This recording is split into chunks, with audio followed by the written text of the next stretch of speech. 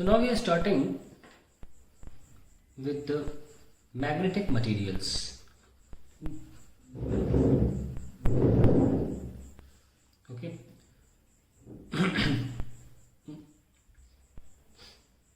And we will study the properties of different magnetic materials and how these magnetic materials are categorized. इनको हम different category में कैसे बांटते हैं. हालांकि और भी तरह के मैग्नेटिक मटेरियल्स होते हैं, लेकिन यहाँ पे हम अपनी क्लास 12th में फिजिक्स में तीन ही तरीके के मैग्नेटिक मटेरियल्स के बारे में डिस्कस करेंगे. Let us see. Let's write the heading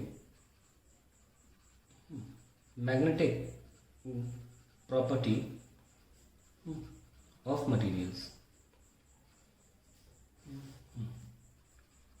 When different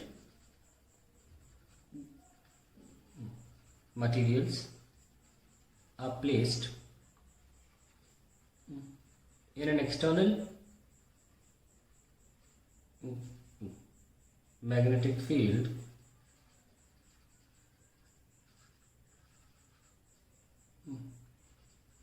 based on their behavior, or say the response in magnetic field, all materials are classified into three categories. पहली, diamagnetic materials. दूसरी, paramagnetic materials.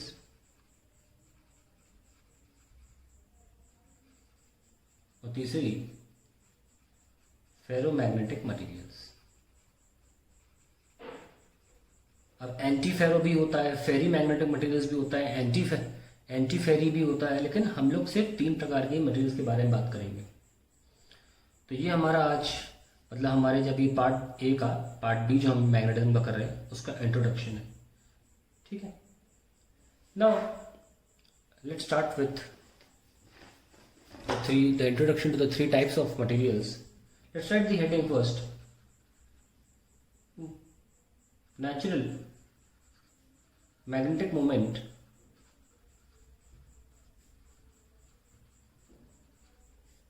in different materials. Now सबसे पहले हमें जानना पड़ेगा कि after all किसी भी मटेरियल में मैग्नेटिज्म होता क्यों है. देखिए, सारे मटेरियल्स जो होते हैं अल्टीमेटली एटम से बनते हैं, और एटम के अंदर क्या होता है, इलेक्ट्रॉन.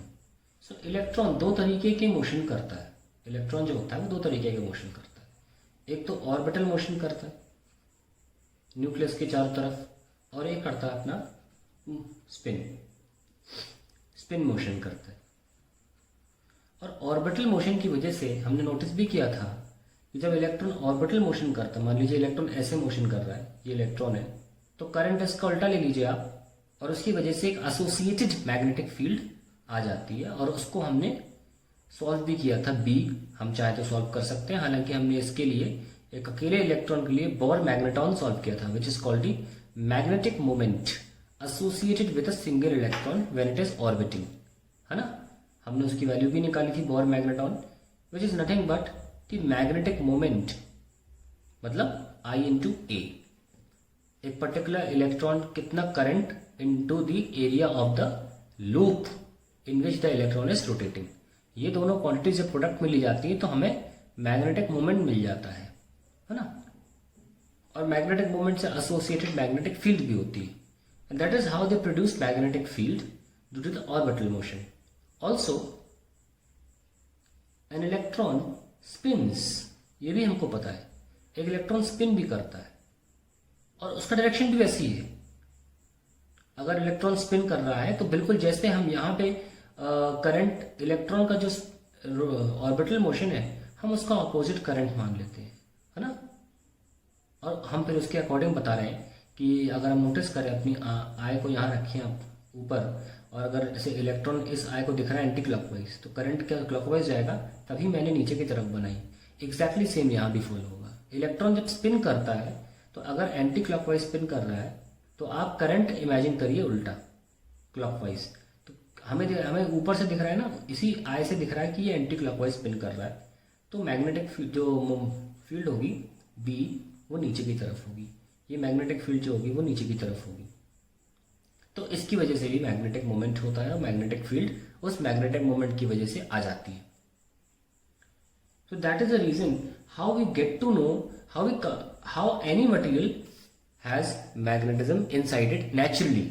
So अगर हम ये देखें कि कुछ मटेरियल्स इस तरीके के होंगे जिनमें हर एक एटम का इंडिविजुअली ही मैग्नेटिक मोमेंट जीरो होगा, इंडिविजुअली खुद का अकेले में ही, और कुछ मटेरियल्स ऐसे होंगे जिनका इंडिविजुअल एटम्स का मैग्नेटिक मोमेंट जीरो तो नहीं होगा, पर ओवरऑल वेक्टोरियली ऐड करेंगे तो मैग्नेटिक मोमेंट जीरो आएगा। तो हम यहाँ पे लिख लेते हैं, पहले इस जो हमने आपको समझाया है इसको अंग्रेजी में लिख लेते हैं कि नोट्स बन जाए। लिखें, in atoms of different materials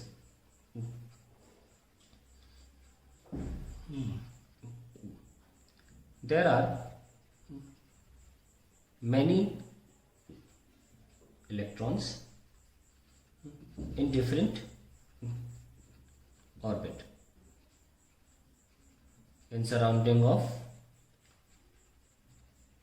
nucleus, and in addition to the orbital magnetic moment, these electrons also have magnetic moment due to their spin.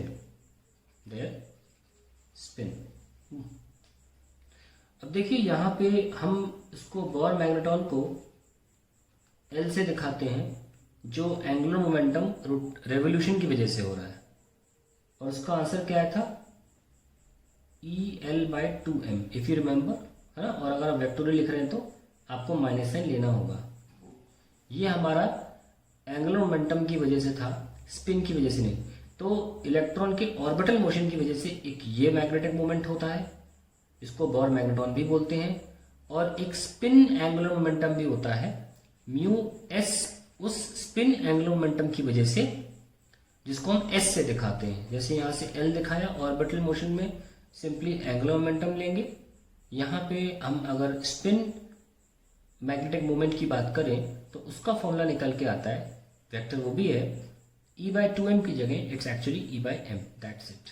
ठीक है, ये क्वांटम मैकेनिक्स का एक रिजल्ट है, और क्वांटम मैकेनिक्स आप पढ़ेंगे ऑब्वियसली इन योर BSc और MSc, so then you will come to know how this is derived, but in certain books if you read, अगर आपको बेसिक जानकारी चाहिए तो ये डायरेक्ट फॉर्मूला गिवन रहता है, और उसके नीचे स्टार लगा के लिखा भी रहता है कि ये फॉर्मूले के derivation by the help of quantum mechanics he possible है।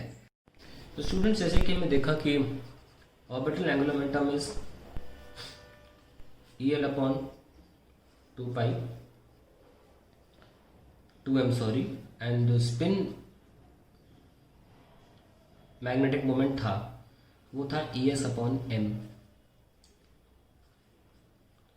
तो हम अगर हम नोटिस करें values, this is NH/2π according to Bohr, and अकेले एक पहले ऑर्बिट के लिए इट्स H/2π, और हमारा जो स्पिन एंगुलर मोमेंटम है उसका आंसर होता है H/4π। So when we keep these values we get H/4πm, और यहाँ पे स्पिन में रखते हैं तो यहाँ पे निकल के आता है H/4πm। So we come to a conclusion that spin and orbital angular momentum are actually equal to each other. But however एक बहुत important property होती है जिसको हम पहले ही पढ़ा चुके हैं आपको। यहाँ से देखें अगर ये orbital angular momentum, orbital magnetic moment upon L, ये निकल के आता है हमारा E/2m, और अगर हम यहाँ बात करें तो μs/s ये निकल के आता है E/m। So this is orbital spin magnetic moment upon spin angular momentum, ये जो क्वांटिटी है ये इसकी डबल होती है, ये ध्यान रखिएगा। सो यहाँ लिख लेते हैं that spin magnetic moment upon spin angular momentum is twice of the ratio of the orbital magnetic moment upon orbital angular momentum. तो ये एक्चुअली यहाँ पे ये ट्वाइस है, तो ये बात ध्यान रखिएगा इसमें आप। ना स्टूडेंट, जैसे कि हम इस रेशियो को बार बार बोलते चले जा रहे हैं, mu L by L which is magnetic moment, orbital magnetic moment ना, orbital magnetic moment divided by orbital angular momentum. बार बार इसको बोलना पड़ रहा है तो इसका एक नाम जान लीजिए क्या होता है। इसका नाम होता है गायरो या जायरो, वैसे जायरो भी बोल सकते हैं, गायरो भी बोल सकते हैं। गायरो या जायरो मैग्नेटिक रेशियो, मैग्नेटिक रेशियो, ठीक है। जायरो बोलिए, मेरे ख्याल से जायरो ज़्यादा सही है। जायरो मैग्नेटिक रेशियो। और इसको एक और भी चीज़ बोली जाती है magneto mechanical ratio, magneto mechanical ratio भी बोलते हैं ना। अगर आप नोटिस करें कि मेरा म्यू एल बाय एल जो आ रहा है वो ई बाय 2m आता था, यस और नो, हमेशा। पर जो म्यू एस बाय एस है वो ई बाय एम आ रहा है। तो हम ये कह सकते हैं कि gyro magnetic ratio due to spin is twice the gyro magnetic ratio